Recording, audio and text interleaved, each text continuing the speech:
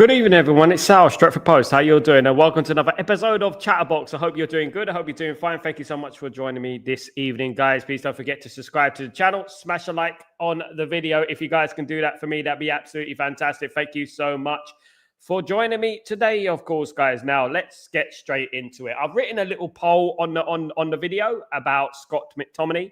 Of course, there's been links to Scott McTominay coming back to England and coming back to the Premier League.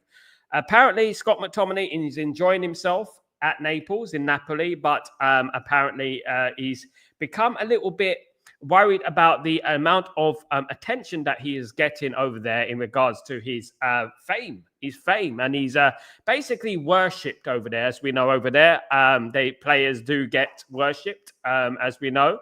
And it's a little bit uncomfortable for Scott McTominay. As we know, Scott McTominay is a relatively quiet guy, isn't he? He's a quiet guy, and he's one of them players that don't like to overly fuss, etc. So Scott McTominay is looking to come back to the Premier League. Look, I believe, guys, and this is my opinion, okay? I believe that we shouldn't be going back. You should never go back. I don't believe so. I think he was never quite the guy for Man United. It didn't quite work out in the end. He wasn't the worst player in our team, but I just believe that you shouldn't be really going back to players that were once at your football club. You know, sometimes you have to just move on. And in this case, I think we need to move on from Scott McTominay. But I've given you guys the opportunity to have your say in regards to the poll. Let me know what you think. It does look like Scott McTominay is going to come back, but Scott McTominay, I mean, I don't know. I mean, to be honest with you, I think that, I think he should stay. I think he's doing very well over there. He's won the Serie A title, scored 3 goals in 2 games recently. So he's doing really well over there. And I just don't think he should be coming back to the Premier League. I think if he really wants to be a legend, I think he should stay over there. I believe so. And unfortunately, for some people, it's very difficult to acclimatize to certain things. And obviously, in Italy, it is very, very partisan when it comes to football. And they worship their footballers and they worship their players. And that's how they do things over there. And you have to cope with it, unfortunately, for you. But that comes with the package. He's playing for a great team. He's playing for a great footballing institution, a proper football club, winning trophies, won Serie A, of course. Now, many people say, oh, yeah, I'll bring him back in a heartbeat. I would not. I wouldn't. I just think that Man United need to move on. I think Man United now need to we're in a position now where it's very important that Man United get the right players in, and we just don't want to be going back to old news and old players, of course, because it just doesn't make any sense, because we need to build something different. We need to build something different. As much as a lot of people like him, he had a huge fan base when he was at Manchester United. He was heavily loved. And obviously, because he puts his effort in, he always gave 100%.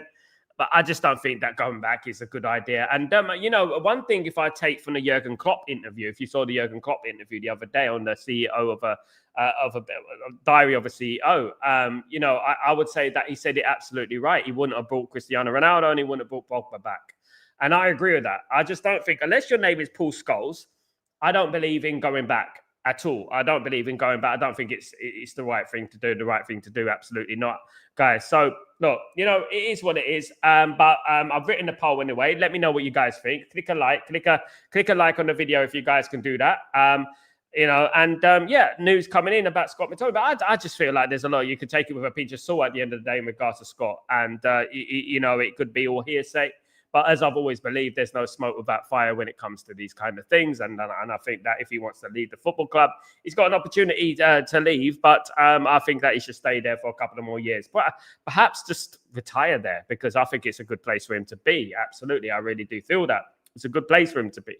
But you know what? Everyone is different. And obviously, everyone has their own experiences in the second year in Naples, of course. So everyone, maybe some people are just not accustomed to the limelight, to the media and the paparazzi, so to speak, isn't it? And I think that is the biggest problem in regards to Scott McTominay and players coming back. And I think that if you go to Italy, it's a big move anyway. It's a huge move for him. And to be honest with you, and he's done very well. He will always be respected over there anyway, guys. I would say that it would always be respected in Naples. And yeah, look, sometimes you want to move back. If he wants to move back to the Premier League, probably closer to his family and stuff like that. Maybe that's what it is, maybe. But that is a little bit of news coming out. I've got now, guys, there's a couple of young players that Man United have been linked with. Today, there was a player called Kevin Filing. Kevin Filing is a 16-year-old player, plays in Greece for AIK. He is a striker, Swedish striker. He is a very raw talent coming out of Greece, of course, Swedish under 20 international. But what I would say about this is that this has been firmly shut down by Manchester United representatives, and it was initially quoted from Plettenberg, of course. Plettenberg, who I would class as a decent journalist, but not one of the best journalists. I think he'll be like if anything, if you're going to rate Plettenberg, as I said earlier, it will be a tier 2 sort of journalist. So he was linking Man United to Kevin Filing. Kevin Filing, only 16 years old. It does give you an idea of what Man United are doing, though. Because as I've always said, there's no smoke without fire. Man United are looking at players from all around Europe that are around that certain age, 15, 16, 17 years old. Like we have taken Chido Obi Martin from Arsenal, of course, and Aiden Heaven. So what Man United are looking for, they're looking at the next big thing. They're trying to find players around Europe. And, maybe if it doesn't work out for them, they could sell them on for a profit. I think that's what Man United are doing at the moment. I think it is all about profit as well. I think that's very important. Profit is incredibly important in regards to the way Man United are thinking at the moment. And in regards to young players coming in, like Kevin Filing, 16 years old. I just feel like Man United are good in regards to the young players now. I think Man United need to move on to more experienced players now and start thinking about what is going to do good for us now. I'm looking at the pool of players that have come to Man United, the players that have signed for Man United this season in regards to Cunha and Mbuemo. De Ligt last season are these type of players I think that Man United need to look at, these kind of players, this kind of ilk of players, this kind of mentality. Do you know what I mean? Where it's all about football and it's nothing else but football. And I believe that I think Man United need to look at more players like that who are going to willing to put their heart on their sleeve, of course. But Kevin Filing linked to Manchester United. Another young player linked to Man United is Karim Alibegovic. Karim Alibegovic is a Red Bull Salzburg, 18-year-old centre midfielder, attacking midfielder, right wing, 4 caps for Bosnia. He has become Bosnia's youngest ever goal scorer at 18 years old, guys. And look, you know what? This is another one. This is one which is a little bit different because this guy is versatile. He plays left wing, right wing, striker, attacking midfielder. 18 years old, already a Bosnian international, 4 caps for Bosnia, 1 goal, youngest Bosnian scorer for Bosnia ever. So look, you have to look at that and you have to think like, yeah, look, you know what? That is, that's better. That's better rather than us going out completely and buying the unknown and carrying, for example, Kevin Filing, the complete unknown player. I would say. So his name is Karim Alibegovic. Alejbegovic, Alejebegovic. Those, if I didn't pronounce it, guys. But Red Bull Salzburg attacker, already playing regular football for his football club and already playing for his country. So obviously he's got talent there, and I think that is something that we can take seriously. We can look at. But that's a player who has been linked with Manchester United. Absolutely. Hold on. Just killed a mosquito, guys. Sorry, guys. There you go. Killed a mosquito live on air. Yeah. Sorry, guys. Yeah. So everyone, I hope you're doing well. I hope you're good. Thank you so much for joining me, guys. Yeah. I mean, R.I.P. to the mosquito, by the way. I don't condone insect cruelty, but that was right in my face. Right, guys. Big up everyone who's in the stream. I hope you're all doing well. Welcome, of course. Big up RJ. What's going on? Peace and blessings, everyone. Peace up, RJ. Hope you're doing well. Good to see you, mate. Sal, did you see how viral Sesko camp is going? How viral that said? I mean, Sesko is the talk of the town at the moment. It seems to be, isn't it? Absolutely. Stephen, what's going on, my friend? I hope you're doing well. He's not good enough for the EPL. He had a few good games in 10 years. I agree with Stephen here. I have to agree with Stephen here. I think that, he's sometimes, like, let me tell you something about players, right? It's not necessarily that they're a bad player, but sometimes a player can leave and do better at different leagues because it suits their style of football, if you know what I mean. So he might not be a bad footballer, but he just doesn't suit the style of football that in the Premier League. And that's nothing to be ashamed of. I think that the speed of Serie A, it works a T for him. It really works well for him. I think it fits his game. I do believe that. And I think that, yeah, look, you know what? lots of people, the Man United fan base, they're very nostalgic. They're very clingy sometimes in regards to certain players of the past and stuff. And sometimes we just need to move on from it, in my opinion, even though he would be welcome back at Man United. But I just don't think Man United should be going down that avenue. If I was Scott McTominay, I wouldn't take that option either. I think that ship has sailed, so to speak, and I think it's about high time that we moved on from that. Absolutely, I agree with that. As I said, the only player that I would ever bring back is Paul Scholes, which we did. We brought back Paul Scholes, and he's the only one that I would ever bring back, of course, guys. Absolutely. What's going on, my friend? He don't fit our new formation now. Big up, my friend. Hope you're doing well, Rajat. Good to see you. I agree with Rajat as well. Look, you know what? At the end of the day, look, we don't want to bring in players that we're going to be pressurized into playing and squeezing them into our formation because it's a little bit nostalgic. I just feel like, look, as much as I like Scott McTominay, it wasn't always my cup of tea. I'll be honest with you. It wasn't always my cup of tea. I just don't think. But at the same time, I look at what happened during his time at Man United, and every player that has been at Man United his last 15 years was always going to struggle. One thing's for certain, and one thing I will remember about Scott McTominay, that he was always ready and available, always fit, very versatile, and put a job in for Man United. And I think that is very important. But we need to create our own legacies now. We need to move on from what has been and move on to the future. I think that's what Man United need to do. And even, bringing in new players, Adam Wharton, Elliot Anderson, etc. This should be the future of Manchester United and not stepping back, you know what I mean, at the end of the day. In regards to Adam Wharton, of course, I spoke earlier about Adam Wharton having 100 to 120 million price tag slapped on his head, an absolutely astronomical price. Obviously, the Manchester United tax is becoming absolutely ridiculous because this is exactly what it is. It is a Manchester United tax at the end of the day that we're talking about, because any other football club in England, indeed in Europe, would not get 120 million maximum valuation, which is an absolute joke. He's worth half of that. We know he's worth half of that. If you're pushing it, it's about 70 million. In my opinion, we can't be doing 100 millions for players. And this just reminds me of the Carlos Baleba situation that we had during the summer. I think what Nottingham Forest are looking at, they're looking at Brighton. They're looking at Caicedo. They're looking at Baleba. And they're looking at the price that these players went for. And, they're thinking, oh, we can cash in on this one. We can get 100 million for him, value him at 100 million. But all they're going to do is stifle the opportunity that Elliot Anderson would get signing for Manchester United. He'll miss out on his opportunity to sign for the football club. Of course, guys. But look, I'm a big fan of Elliot Anderson, but we also have to put in perspective everything around. Like, for example, he's had a good season, a very good season. He's exceeded all expectations. But at the end of the day, look, Man United need to look at things from an objective point of view that 100 million is a little bit pricey. Well, not a little bit. It's quite astronomically pricey. It's probably double what he's worth. I don't know why, but these players, especially in England, we get players that are overly priced. If Elliot Anderson is valued at, let's say, guys, I want to put this in perspective for you guys, right? If Elliot Anderson is valued at 120 million, how much would Paul Scholes and Roy Keane be valued? As I said this morning, how much would they be worth? Do you know what I mean? Hey, big up, Bobby. What's going on, my friend? Hope you're doing well. Good to see you, mate. Good to see you. Hope you're blessed. Hope everything is good with you. Good to see you. Big up, Rajat. Hope you're well. Hope everything is good with you.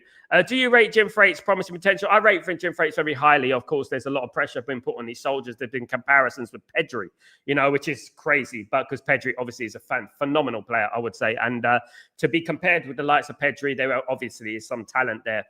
I would start integrating these players into the squad, i.e. keep them on the bench, bring them on 20 minutes here, bring them on 15 minutes here, seeing how the game goes. And if we get a chance to play these players, I think we should start integrating them into the side. In particular, the fact that we got the African nations coming, so it'll be much more beneficial to Manchester United if we give these players a little bit of experience. Do you know what I mean? A little bit of experience, just so when we need them, they can slot into the football team a lot more efficiently and effectively, because they would have already had some games at Man United. They would have been already brought on as substitutes and things like that. Do you know what I mean? So I would put Jim Freights and JJ Gabriel and the ilk of these players on the bench. I would do that. I honestly would. And I don't think it's any harm. I really don't. And considering that the AFCON is coming on the 21st of December, Man United are going to need as much firepower and as much squad depth as possible, guys, because we're going to struggle if we don't have squad depth. In my opinion, hopefully Kobe Mainoo, the situation with Kobe Mainoo is sorted out very soon. There is talk about a loan deal with Kobe Mainoo. West Ham are hovering around Kobe Mainoo and Xerxes. West Ham are not that club. Let me just say this right now. I would urge any player to stay well away from West Ham United. West Ham United are not. I would much rather the players go to Crystal Palace or something like that, or a team like that, not to West Ham United, because there's no point going to West Ham United, because West Ham United are just one of those teams to just play against Man United. That's their season. Play against Man United. The rest of the teams will lose 5-0. And they're an absolute embarrassment, in my opinion. And it embarrasses me, being an Eastender, East London, that they're that embarrassing from East London, of course. But yes, look, if I was to loan out Kobe Mainoo, it would probably be to a club that is more, how would I say it? More used to bringing through players and bringing playing players and developing players and getting players into the England squad, because obviously Kobe Mainoo is going to be focused on getting into that England squad. I feel now the ship is sailed with Kobe Mainoo in regards to England, but there's still a possibility. Of course, he hasn't been in the last 2 squads, so obviously that is a red flag. That is a red flag, because there's not many games to go. And he's certainly not going to be in the next one in November, because obviously he hasn't played. So obviously Thomas Tuchel is looking at this, and fair play to Thomas Tuchel, he's doing this. But one thing I would say about Thomas Tuchel is this Jordan Henderson thing going on at the moment. I don't agree with that at all. And I think just like Man United, England have got to look a little bit forward as well, not just looking back in regards to players that have fouled notoriously and serially, of course. Big up Ephraim, how you doing, my friend? Hope you're doing well. Good to see you. Hope you're blessed. Of course, good afternoon. Caicedo and Rice money inflated the price of the midfielders in the Premier League. Yes, they did. They did. And this is the thing. And unfortunately, teams are going to be looking at that and they're going to say, yeah, I'm going to rub my hands. I'm going to go, yeah, I can get 100 million. I can get 100 million because Caicedo, because Declan Rice went for that price. And also Carlos Baleba was valued at 100 million.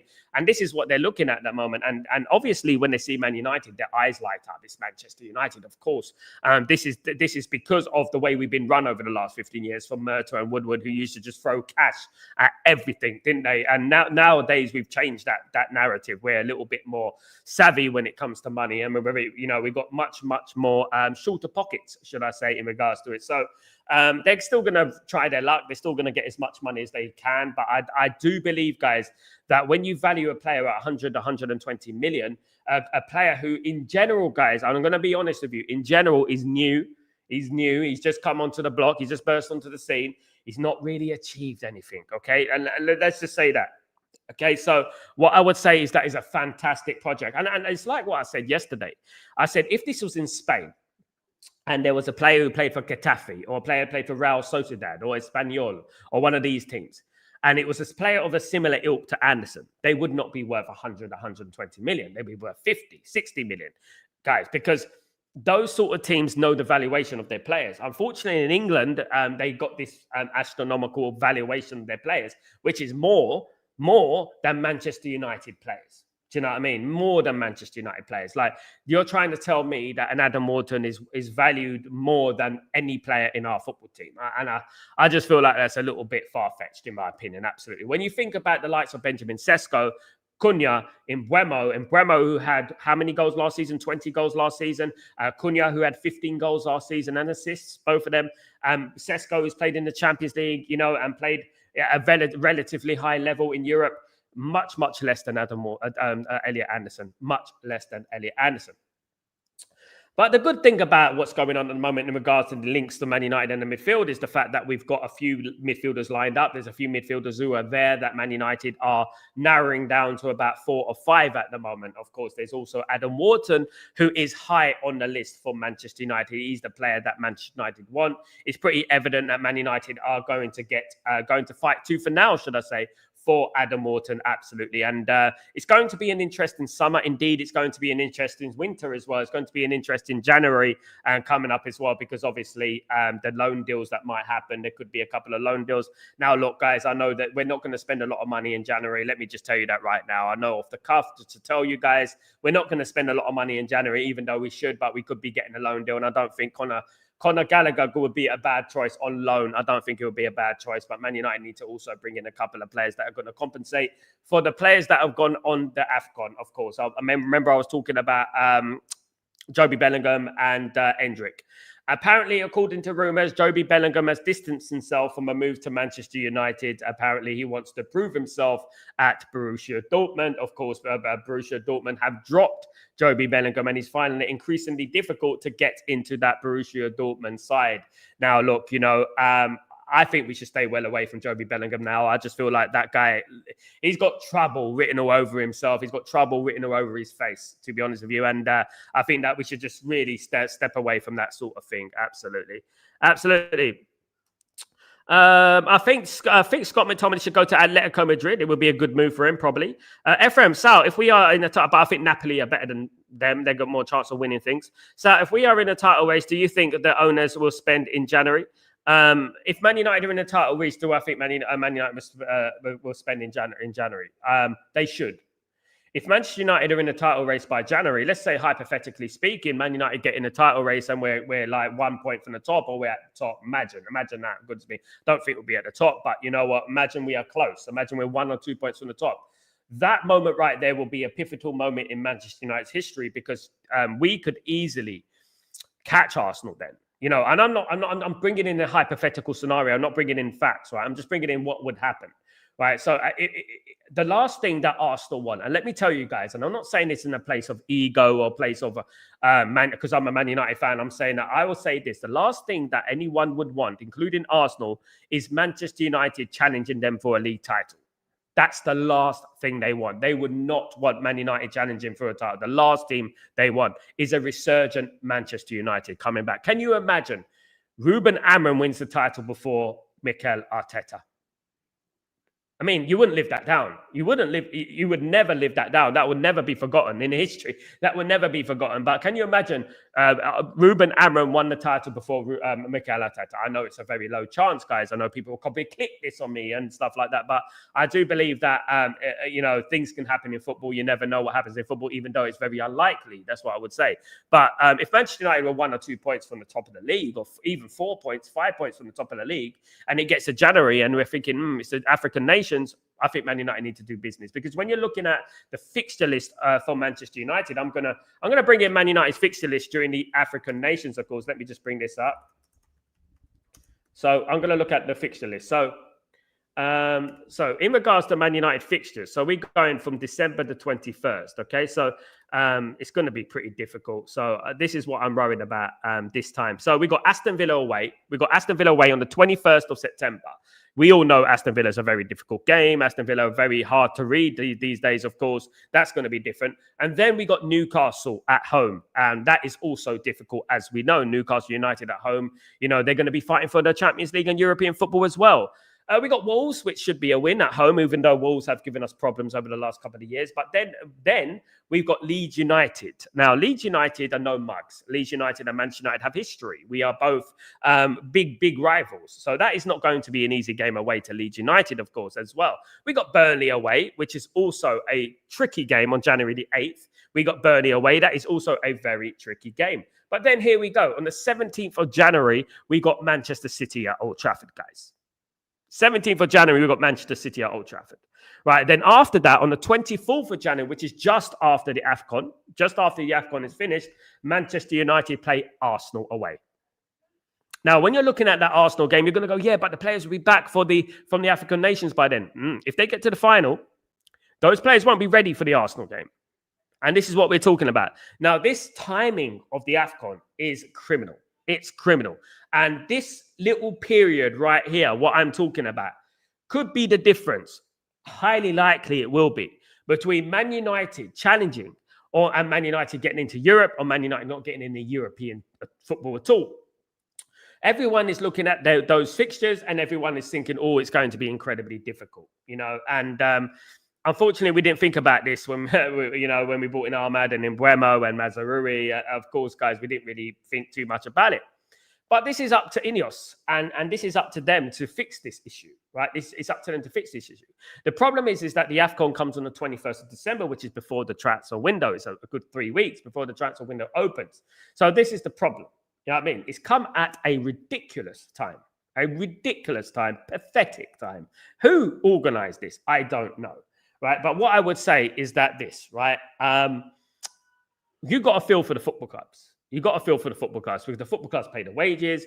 Every competent and legitimate international tournament, World Cup, European Championships, everything is played in the summer, and it should be when football is not, at its very, very most important, which is mid-season Christmas. You know what I mean? It's going to be difficult for any club. I mean, the only thing that England could do is introduce a international break, of course, but they're not going to do that. I mean, Christmas break, should I say? But they're not going to do that, of course, guys. Absolutely. But it is very irritating. It is very annoying because Man United are in a rich frame of form, and I don't want Man United getting to the 21st of December and they're thinking, yes, we're getting there right at the top of the league, and then boom, we got the AFCON, and then we're going to be like, oh no, we ain't got Mbeumo, we ain't got Ahmad, we ain't got Mazraoui. What are we going to do? Kone's not here either. What are we going to do? Do you know what I mean? And it's going to be difficult. If we can push, basically, so if we can push ourselves, so basically 21st of December, we got Aston Villa. So that's when we first be missing Mbeumo and Ahmad, if Mbeumo does get to the AFCON, of course. And then we got Newcastle. And then we got Wolves. So Aston Villa, Newcastle, and Wolves is before the window opens, before the transfer window opens on January the 1st. So at the end of the day, we got Aston Villa, Newcastle, and Wolves to cope. And then obviously in January the 1st, Man United could start making some loan deals, etc., and trying to help the squad, of course. Let's not forget as well, 3 days later, we got Leeds United on the 3rd of January. So we got Wolves on the 31st, Leeds on the 3rd. So 3 days, guys. So this is how it goes, right? We've got Newcastle 27th. 4 days later, we got Wolves on the 31st, Leeds on the 3rd, and then we got Burnley on the 8th. And then we got a little bit of break before we got Manchester City. So it's going to be very, very interesting to see, of course. Absolutely. Big up, Kenny. What's going on? West Ham are getting relegated this season. They're rubbish, mate. I can't be arsed with them. They really watch them play against Man United, though, when we end up playing them in a few weeks.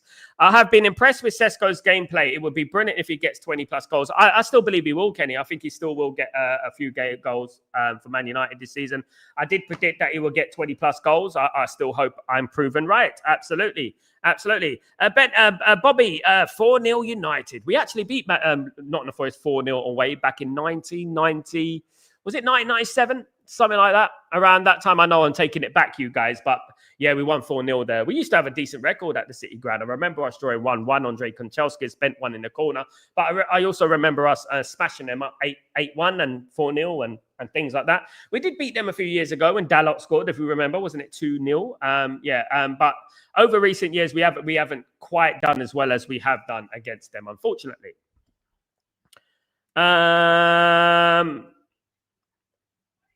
Ephraim, Sal, this week is big for us. If we win, we'll be top 4 position. We need to keep the momentum. We do. This week is very big. We could be through. We could be 3rd. This week is incredibly important for Manchester United going forward. We have to do the business, and we have to keep winning. People are vying for our blood. People want Manchester United's blood and the thing is because some fans think we're smug. Some fans think we're arrogant. Some fans are telling Man United. Some fans are getting very defensive, I would say, in regards to anti-Man United fans, I would say. They're saying that Man United fans are getting a little bit too arrogant, right? Man United fans are the worst. Man United fans are the worst fans when they're successful. I mean, I don't know about that because I remember very, very, very, very, very successful Manchester United, and I was very, very, very, very humble. You know what I mean? And I don't think that's true. I think that you can't paint everyone with the same brush. There are certain fans that really rub it in. However, if Man United do end up becoming successful again, I don't think I will be reluctant to rub it in because I will. Because I know what these fans have been doing for the last 15 years since Alex Ferguson retired. So, they better hope. I mean, they're praying that Man United lose to Nottingham Forest, of course.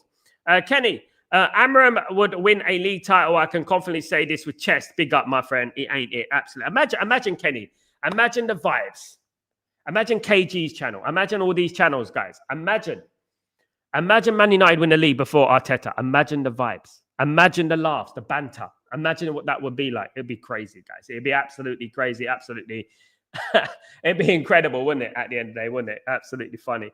Garrett, big up, Garrett. What's going on? Good evening, brother. What's going on, Garrett? Hope you're doing well, bro. Hope you're good. Good to see you, mate. Hope you're doing blessed, my friend. Good to see you. Big up, William. What's going on, my friend? Hope you're doing well. I take a draw with Arsenal and City. That would be okay. I think we can try and beat City at home. I think we go them one. Arsenal away is difficult. I would take a draw at Arsenal away. But in regards to Man City, I think we should be looking to beat them. I really do. I don't think we should be fearing Man City anymore. Man City are not that team this season, and they're very unpredictable. All right, they've got Haaland and that. But hopefully Man United are in a rich vein of form, and we manage to get it together, and we can beat them. I don't like to predict draws, William. I'm all about wins, and that's how the mentality we should have. We can win against anyone. We just beaten Liverpool away, for crying out loud. You know what I mean, guys? And yeah, we beaten Chelsea as well, and we smacked up Brighton as well. I think Man United should be confident on any game that they're playing into at the moment. As we know, Man United beat Arsenal last season away from home on penalties with 10 men. So you never know. Another winner's on the cards. Come on, Garrett. That's what it's all about. I want the positive noises in the stream, guys. That's what it's all about. It's all about the positive noises. It's all about the positivity around Manchester United at the moment. That's what I would say, guys. Absolutely.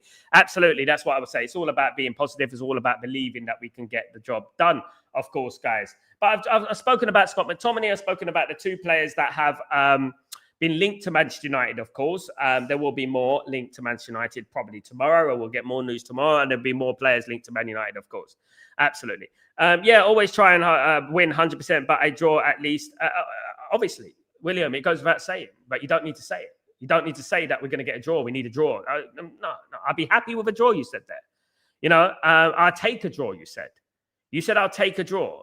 I won't take anything, well, before the game has been played. I'll take a win. That's it. I aim and I look at games, and this is where mentality comes in. I might have a different mentality to you, but I always think win. Even if it's Liverpool away, win. We can win. How can we win? What are the ways we can win this game? You know, that's how I think, right? And I know I wouldn't say I'll take a draw. I wouldn't say that. No, I mean, a game that is in 2 months' time, I'll take a draw in that game. That's not the winning mentality that we want. You know what I mean? At the end of the day. Ephraim, Sal, I want to win against Spurs badly, and they are chesting out after they won the Europa League. They are chesting out, but you know what? What I would say is that we owe Spurs one. I think that law of averages, Man United will go there and absolutely stuff them at their stadium, and I'll be all here for it. I mean, this Thomas Frank thing, you know, before the season started, that Thomas Frank overrated thing going on, comparing him to Ruben Amorim. You all know that Ruben Amorim is a 10 times better manager than Thomas Frank. You know what I mean? At the end of the day, and it's about time we showed it. And when we play Tottenham and we beat them, and then we go into that international break in good spirits, hopefully we will. I mean, losing 4 times to Tottenham last season was the most embarrassing thing. Probably one of the most embarrassing things that I've ever witnessed as a Manchester United fan. Probably is the most embarrassing thing, considering that we lost the Europa League final as well. It was very, very embarrassing.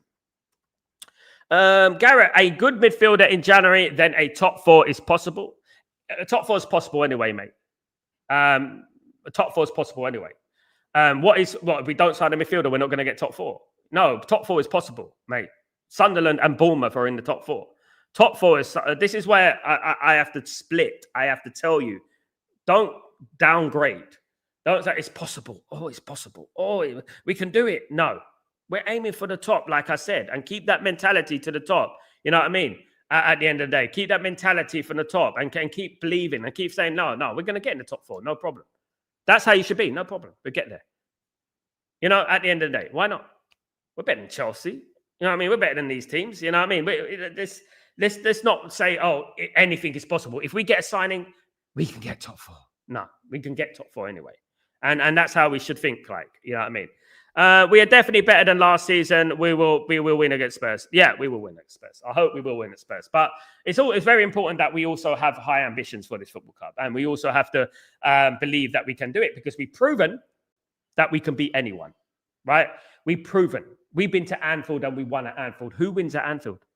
Who wins at Anfield? Arsenal? No. Chelsea? No. City? No. No one wins at Anfield apart from Manchester United. So this is what we have to remember. So we have to believe. We always have to believe. And if we do this, if we do that, no, we're going to get in the top 4, mate. Do you know what I mean? Absolutely. Absolutely, William. William, what we have to understand, this is the type of thing I want to say, William. This is exactly what I'm talking about. You know what I mean? About Manchester United and the league. Man United should always be challenging for the league. And as I've always said, if you aim for the moon, you land on the stars. If you aim for the stars, you land on the clouds. If you aim for the clouds, you land on the mud. So basically, you always have to aim high. If your expectation is low, you will get low results. That's what happens. You know what I mean? So you always have to have this high expectations in yourself. And you always have to have that in any field you go into. You have to say anything is possible. You have to believe that anything is possible. You have to actually believe it is possible. If you keep believing it's possible, more times than not, it happens, guys. It happens. And the positivity will attract different opportunities. If you're positive and you're consistent and you believe 100% with your heart, with your chest, that we can do this, you know, you will get rewarded with that, and you will get the things coming to you. And you think, where did this come from? How did I get this opportunity? Why did I work with this guy? Why did this happen? How did I end up working with this person and this and that? And then you look at it and you think, yeah, because I was positive. I was always positive and will always believe. You know what I mean? I've seen 13 titles at Manchester United. 13 titles at Manchester United. I've seen 13 titles at Man United. Right? I've seen it all. Right. And to be honest with you, I think we can get back to that level. I do believe that. I don't think the league is as strong as it used to be. I think it's one of the weakest leagues it's ever been. I actually think that this Liverpool team will lose against the 90s Liverpool team, in my opinion. I actually believe that. You know, so at the end of the day, I say with chest that Man United could be back. If we believe we're going to be back, if we have pessimism, it's going to be difficult because we don't really believe it, you know. Now that we've gone and we've proven that we could beat Liverpool, that's one thing, but then go into against Brighton and listen, relatively speaking, comfortably beat Brighton. You know what I mean? We could have scored a lot more goals, right? The referee was against us as well. That was obviously part of it as well. But we have to remember that, don't we? We do own the league. Our name is on it the most times, of course. You know what I mean? Absolutely. I want first and second place this season now. Big up, RJ. Bournemouth losing Semenyo could be a huge loss to AFCON. Yeah, look, a lot of teams, there's some teams that are pretty lucky in regards to the AFCON. They haven't got many players that are going there. We have obviously very important players. I mean, there was a poll done this week about Mbeumo is the best signing of the season.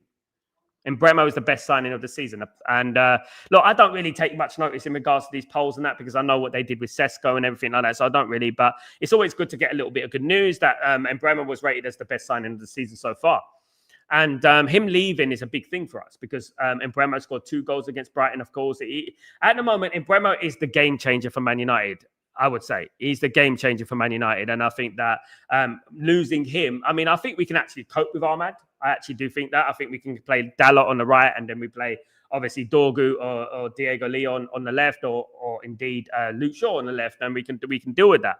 And we also can move Mainu into the midfield and we can move Bruno into the number 10.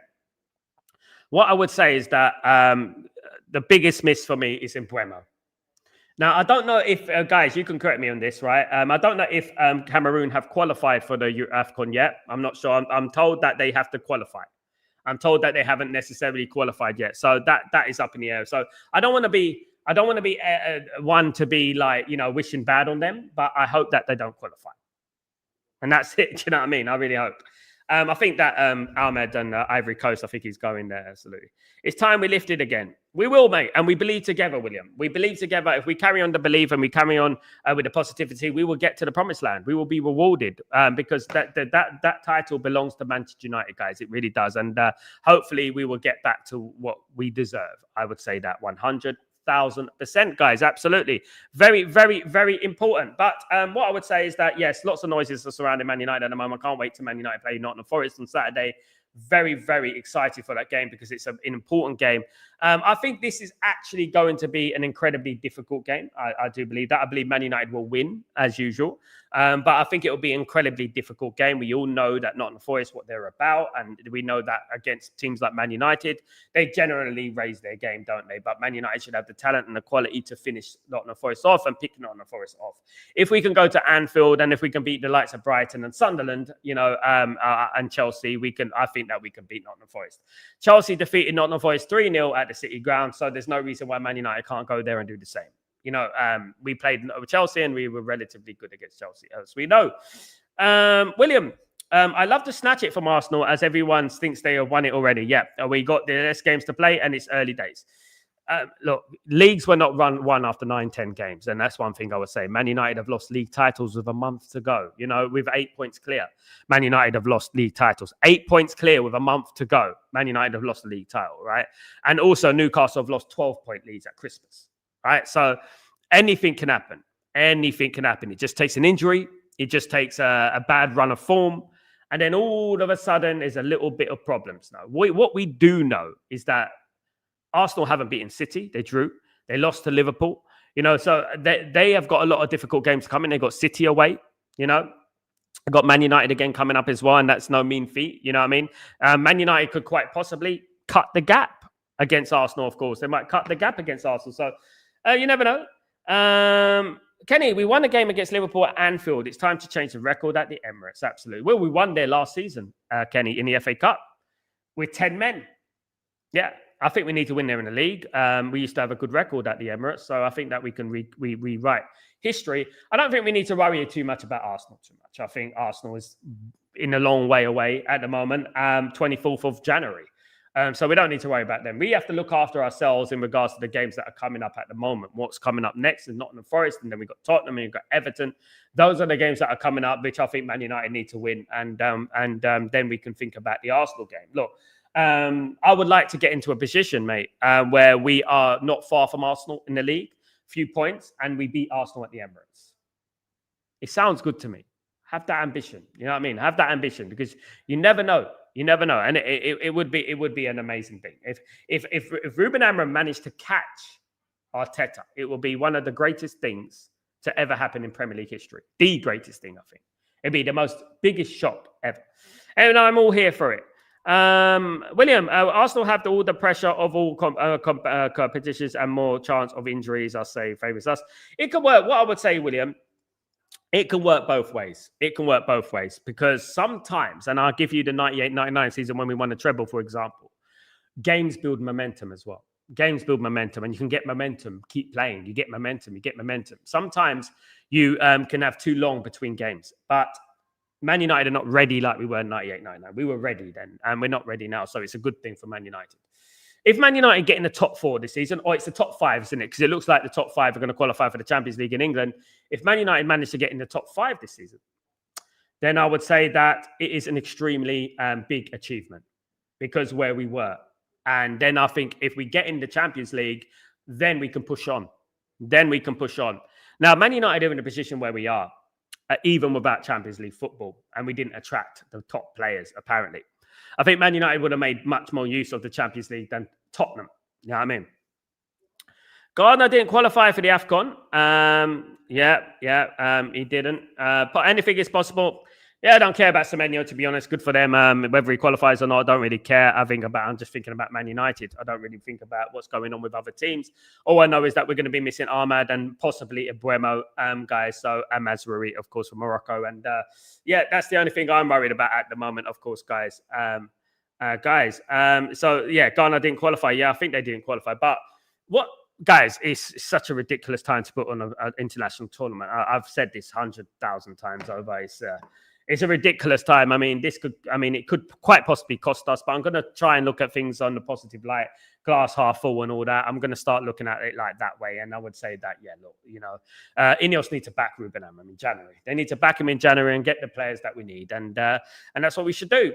We can't cry over spilt milk. What is done is done, and what is going to happen is going to happen. We can't change what's going to happen. We can just hope, and hope that Man United carry on getting the results, of course. And I'm sure that they will. And I'm sure that we will move forward.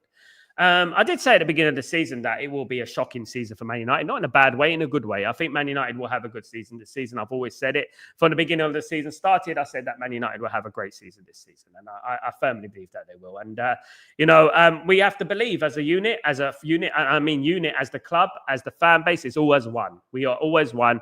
And let's not forget, guys, that everyone wants Manchester United to lose. Everyone wants Man United to lose. Everyone. Every rival fan does not want Man United getting in that title challenge. They do not want it. People actually don't want to see Man United fans happy. And I've had that firsthand. They don't want to see Man United fans happy. They want to see us in the mud.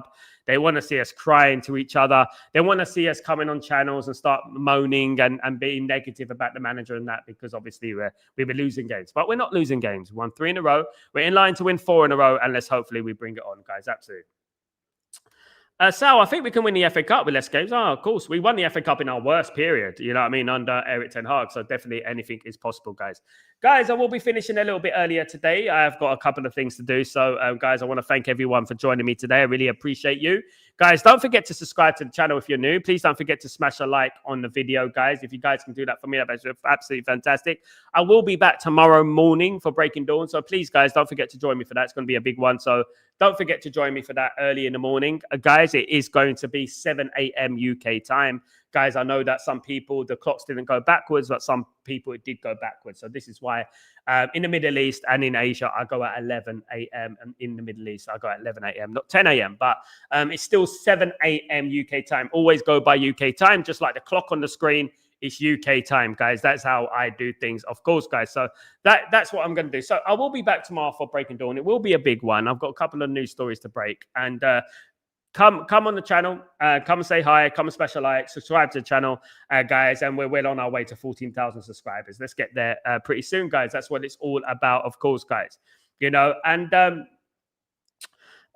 one thing I would say in regards to RJ Manu could possibly play for, I mean, you never for England. You never know if he plays. Original bro, what's going on, my friend? Hope we're doing well. What is wrong with the time in the UK? Not UK, Europe, mate. Time in the UK and Europe and in Europe go back in October. The times go backwards. So basically, at the end of October, the time go 1 hour back. So Saturday stroke Sunday morning, which is about 2 a.m., the clocks will go back an hour. So before, because I'm in the Middle East at the moment, my streams will start at 10 a.m. And we were 3 hours behind, ahead of England and Europe.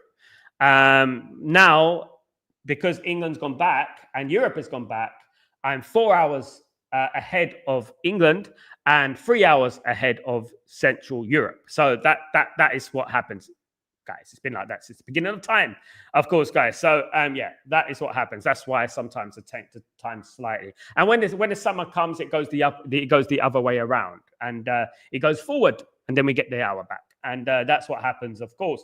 I don't know why. Obviously, they're trying to save on sunlight, daylight, of course, because in Europe it does get dark pretty quickly, of course, guys. So yeah, when it gets to 4 a.m. sometimes 3:30, 4 p.m., sometimes 3:30 p.m., it's already dark. Do you know what I mean? So in Cape Town, that will be o'clock. Absolutely. Look, I don't know what the time is in Cape Town. Let me have a look.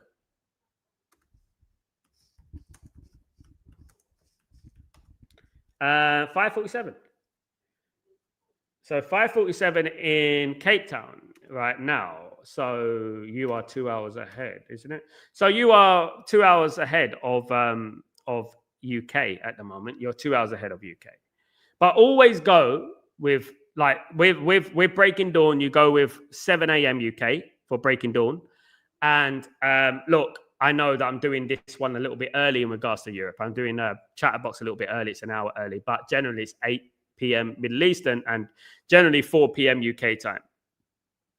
It's 9 o'clock in Cape Town. Are you sure, mate? I've looked on the internet. It says 5:47 p.m. in Cape Town.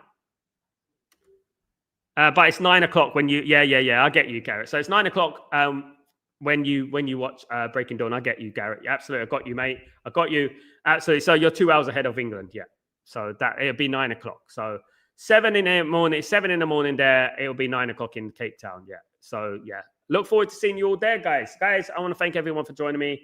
Really appreciate it. Have a great evening. And don't forget to smash a like, guys. Very important that you smash a like. I want to get to 50 likes. Come on. Can we get the show to 50 likes today, guys, on Chatterbox, guys? Very important. Big up everyone who's joined me today, who's taking the time out to join me. Really appreciate you. Lots of big things coming for the channel. Don't forget that to put your notifications on as well, just in case anything breaks. Of course, you never know with Manchester United, guys. But I'm Sal Warner. This is Chatterbox, and I will see you tomorrow for Breaking Dawn, guys. Take it easy, guys. 14th Premier League on the way. 21 titles on the way, guys. 21 times Man United. Take it easy, guys. Have a great day, great evening, great night. Wherever you are in the world, I'm Sal Warner. This is Chatterbox. Take it easy. Bye.